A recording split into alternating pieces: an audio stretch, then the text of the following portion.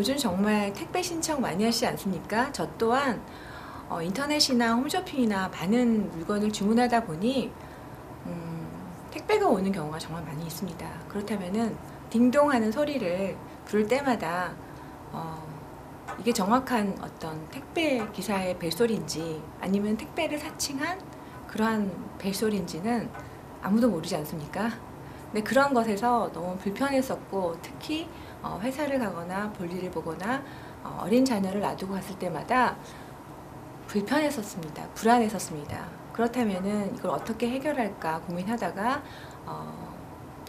GPS 위치 기반 서비스를 창안해서 그런 어떤 기술과 그다음 스마트폰과 IT 산업이 결합되어 좀 더 편리한 문화를 융합해서 발전할 것이 무엇일까 고민하다가 앱을 통해서 고객과 회사와 택배 기사님이 좀 더 편리한 문화를 형성하는 안전을 기반으로 한 그러한 어플리케이션을 개발하게 되었습니다. 저는 이 앱을 통해서 스마트 로지스라는 회사를 창업하게 되었습니다.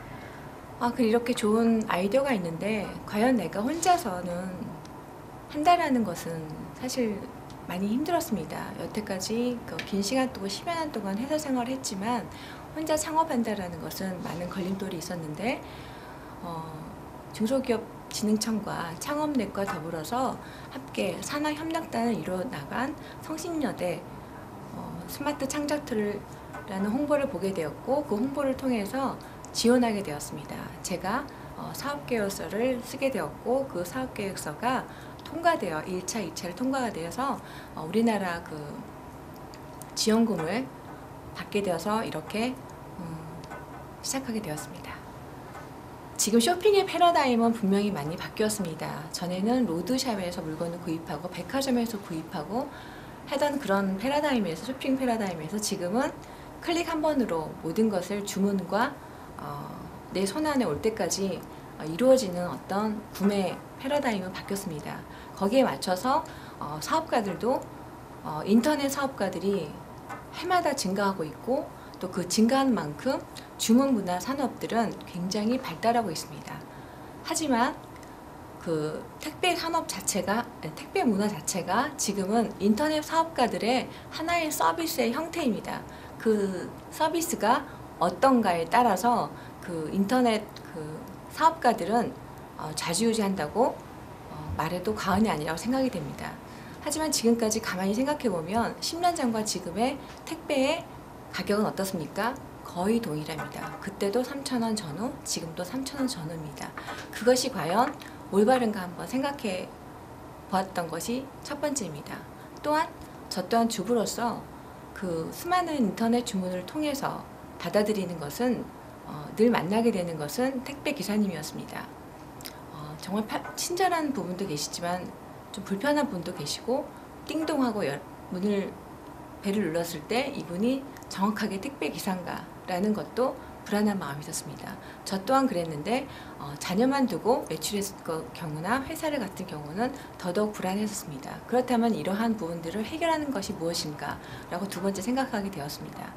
지금 현재는 GPS 위치 기반 서비스로 스마트폰이나 여러 가지 것들을 통해서 굉장히 편리를 누리고 있는데, 아직까지도 예전과 똑같은 방법으로 그냥 문자로만 오늘 고객님이 주문한 제품이 오늘 발송될 예정입니다. 그거 하나 정도의 주문을 받는 게 지금의 현실입니다. 그렇다면은 언제 몇 시에 도착하느냐, 그리고 또 누가 그걸 정확히 알아주는 어떤 서비스가 분명히 필요하다고 생각이 되었습니다. 두 가지 어떤 창안으로 시작돼서 택배 기사님의 프로필 사진 정도입니다. 사진 정도와 그 다음에 정확한 시간, 즉 다시 말해서 GPS 기반 서비스가 들어갔기 때문에 1km냐, 지역에 따라서 시골 같은 경우는 1km가 되겠죠. 서울 같은 경우는 500m 정도를 설정을 해놓다면은 시간까지도 알 수 있는 그러한 서비스 어플리케이션을 개발하게 되었습니다.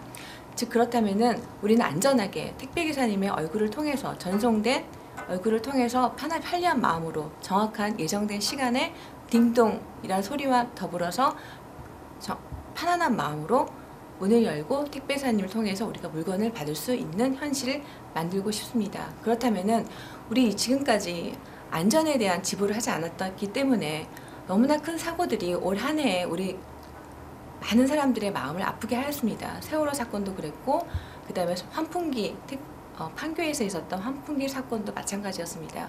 그거는 우리가 전혀 예측하지 않았던 부분이었습니다. 늘 안일하게 생각한 그런 부분이었습니다. 그렇다면은 지금 매년 성장하고 있는 10% 이상 성장하고 있는 이 택배 문화에서 우리가 놓치지 말아야 할 것 또한 안전이라고 생각합니다. 안전이 곧 가장 큰 중요한 부분이라고 생각이 됩니다. 그렇다면은 이 부분들을 중요하게 여긴다면은 우리가 놓치지 않은 그러한 택배 문화의 기반이 될 수 있고 또 현격한 공로를 할 수 있는 그러한 산업이 될 거라고 생각합니다. 또한 택배 기사님이 얼마나 힘드십니까? 없으면 전화해야 되지, 문자해야 되지. 그렇다면은 너무나 피곤하지요. 그렇지만 저희 이 앱 어플리케이션을 이용한다면은 자동으로 없을 때에는 문자가 가고 또 문자를 통해서 고객님께 좀 더 편리한 걸 제공하기 때문에 좀 더 효율적인, 또 문자 비용이 들지 않기 때문이죠. 왜냐하면 어플리케이션으로 연동되어 있기 때문에. 그렇기 때문에 그 택배 기사님도 효율적인 업무를 볼 수 있고, 회사에서는 좀 더